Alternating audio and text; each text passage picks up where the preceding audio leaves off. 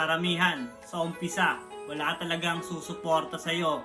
Kaya yung komento ni Cap, napakaswerte. Idol, parate naman ng gawa ko. Bago pa lang ako sa industriya ng pagtatattoo, pero mas bubutihan ko pa. At tiwala mga tropa, magulang ko sa sarili kong gawa. Kung i-rate ko to Cap, 10/10. Ang dahilan, walang magaling sa umpisa. At normal na hindi ganun kaganda ang tattoo lalo na kapag nag-uumpisa. Pero ang mahalaga, maswerte ka dahil maraming sumusuporta sa'yo Cap. Dahil Sa tunay na realidad, mas maraming hindi sumusuporta sa umpisa. Kaya napakaswerte ni Cap dahil suportado siya ng mga kaibigan, tropa o pamilya niya. Pero para sa lahat na may gustong tahakin sa buhay, kagustuhan man niya, hilig man yan, gawin mo yan kahit walang sumusuporta sa'yo. Dahil bibihira lang ang may sumusuporta sa umpisa. Kaya kung gusto mo yung ginagawa mo, gawin mo lang kahit walang sumusuporta. Kahit nga may isang sumuporta lang sa'yo, malaking bagay na yon. Dahil kapag merong isang naniniwala, magpatuloy ka, sabi nga ng iba. Pero ang katotohanan, kahit walang naniniwala sa'yo, at tiwala ka naman sa mga bagay na gusto mo talagang gawin, gawin mo yan lalo na kapag gusto mo yan. Passion o hilig mo man yan na gawin. Dahil kung iisipin mo lang ang ibang tao o yung sumusuporta sa'yo, paano pag dumating yung point na hindi na sila sumusuporta sa'yo? At sarili mo na lang din yung kakampi mo. Ano ang gagawin mo? Ipagpapatuloy mo pa ba yung mga bagay na gusto mong gawin? Ano umpisahan mo na?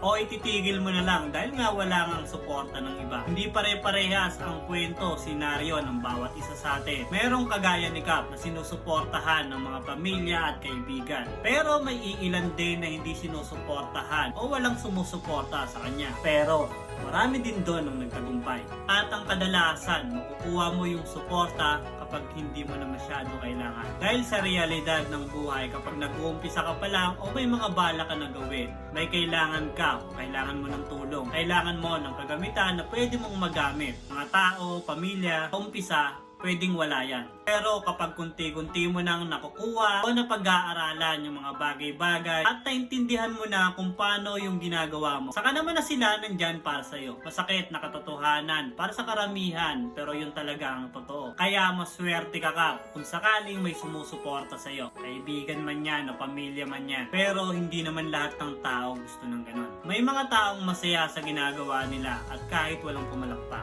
At meron namang mga tao na hinahabol talaga ang palakpakan ng iba para maging masaya sila. Pero kung alin ka man sa mga yan, tandaan mo, kakampi mo lang ang sarili mo.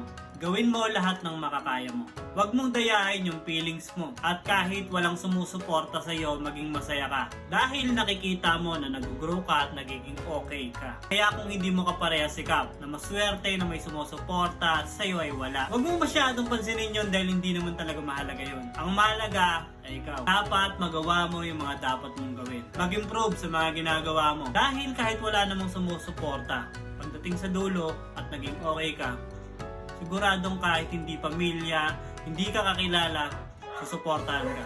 Narinig mo yun? Kahit yung aso sumusuporta. Naniniwala rin na kaya mong gawin yan. Kaya kung may mga bagay ka na pinag-aaralan, saludo ko sa iyo at magtatagumpay ka sigurado.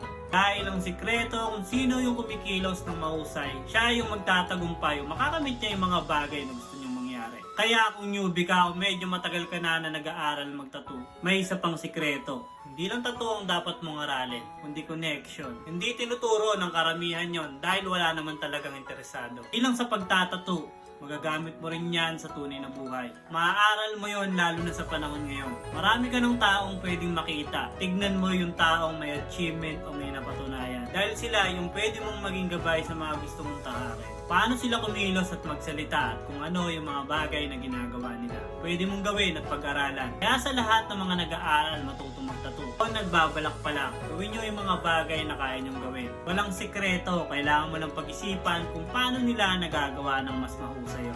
At lagi mong tatandaan na magsikap at magpatuloy.